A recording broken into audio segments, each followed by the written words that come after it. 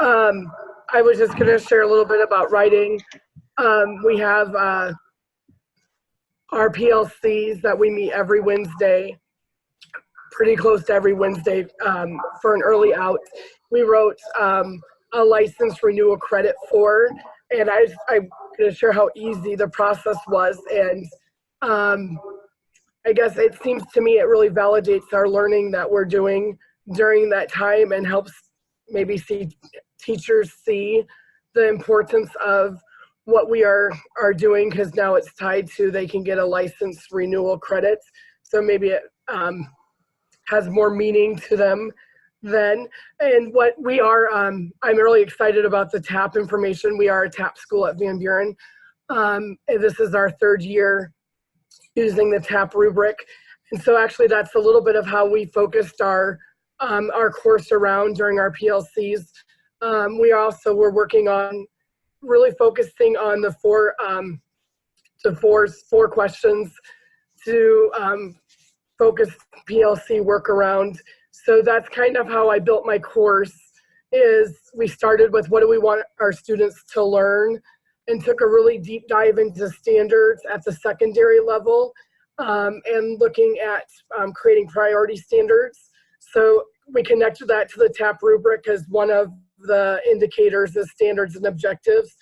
That is one we've been working a lot on actually for our 3 years, just because so much is based on that indicator. But we also pulled in a couple other ones, which was presenting instructional content and activities and materials. So we identified our standards, but how are we going to then teach those standards? So then we can look at that second question of PLCs, which is how will we know they've learned it? And our focus there was really on formative assessments. Our district a few years back did kind of a deep dive into formative assessment, but we'd had several new teachers in that time. So we thought it was important to go back and do some review and share what we are using for formative assessment. We tied into that 4 of the TAP indicators in that section as well. And that's really still kind of where we're working. Because of snow days, we a few of our Wednesdays we weren't here to have our PLC, so our timeline got a little off. Our third, and we call them cycles. Our third cycle was then looking at the last 2 questions. What do we do if students haven't learned? And then what do we do if they already knew it? And we tied that to indicators as well. And we didn't want to overlook our environment and our culture, something that's been our focus. We remodeled 3 years ago, and kind of getting back our culture after that tough year of remodeling and having class at the same time has changed our culture. We've have a new principal this year. So we did environment kind of throughout. We didn't necessarily save that for just the last time. We did that ongoing, and that tied into 2 indicators. So that's how I started writing my course. And then from there, Jenny Smith was a great help in creating our course outcomes and then what it would look like to have successfully completed the course. I had several teachers that were very excited when we presented this in January to them. And then we are working through our Wednesdays. We've added a couple full days PD at the end of the year. So the micro-credentials I'm excited too about, because it's hard to fill those full days and really making it purposeful for everybody. And I have several teachers that they're going to, when our course wraps up here, they're going to pay at the end. So I guess I don't know how many. I know one for sure has already paid me using it for license renewal. And like I said earlier, my biggest takeaway is it validates what we're having teachers do and gives maybe a little bit more purpose for them during our learning on Wednesday early outs when I know that's tough and they're tired. Yeah. So if there's questions on the process, I'd be glad to try to answer any questions.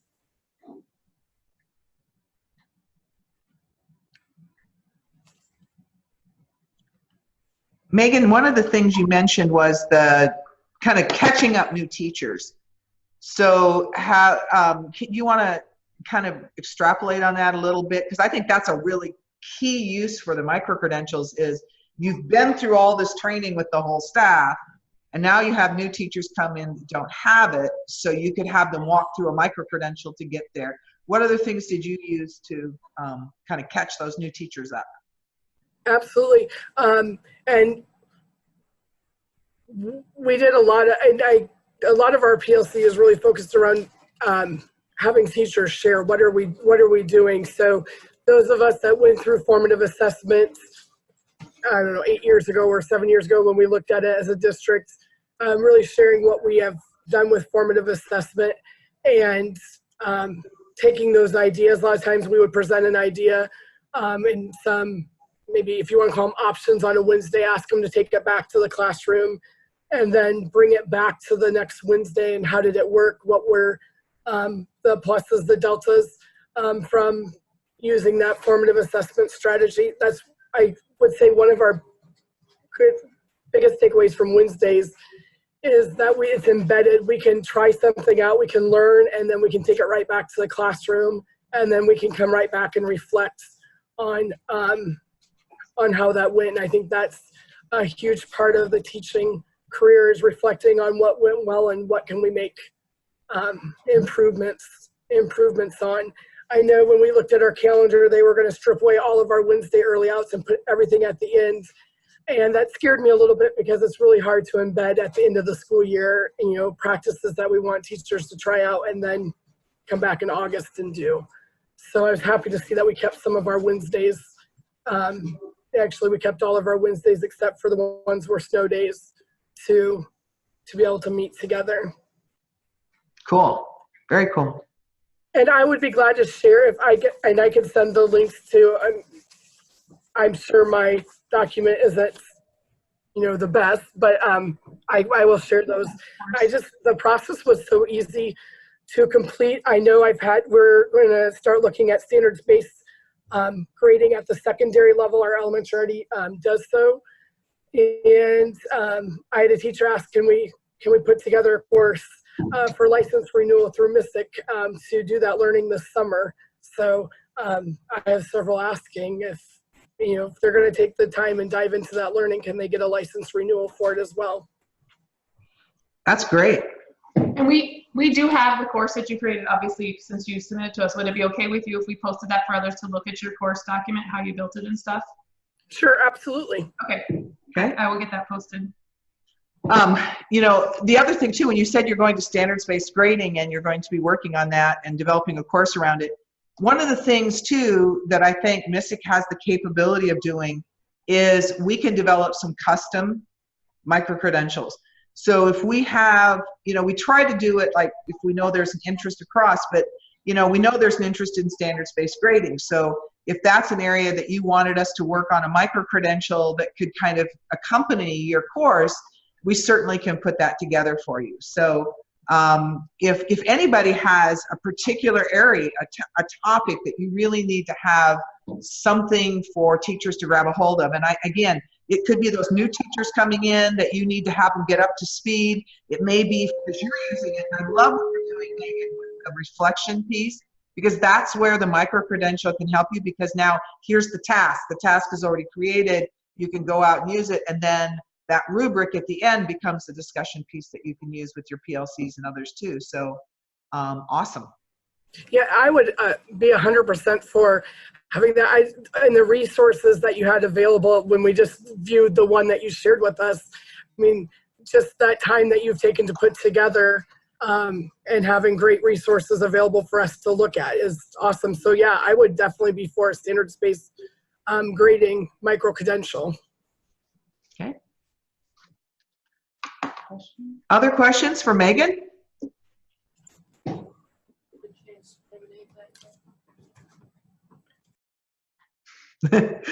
Never fails when you're in the office. Any other questions and comments? Somebody said they agree that a standards-based grading micro-credential would be amazing. Okay, so it looks like standards-based grading is wanted by others as well. So looks like that needs to move to the top of our list. And after the meeting, Jamie and I are going to have to make notes all over our board here so that we make sure we hit that. And while we're kind of opening up the forum, are there any others that, come to the forefront, or any more questions for Meghan, or any other needs that are people are seeing with that or have questions about?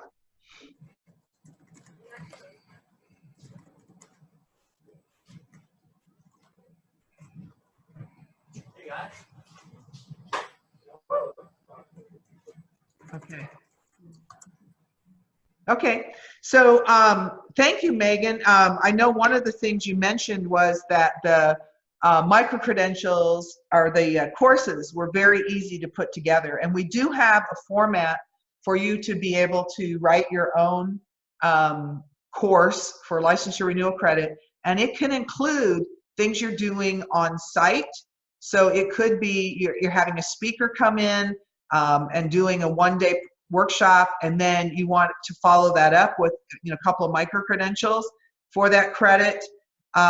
You can go ahead and do the evaluation of those if you wish and send them to us, or you can send them to us for evaluation, etc. So great.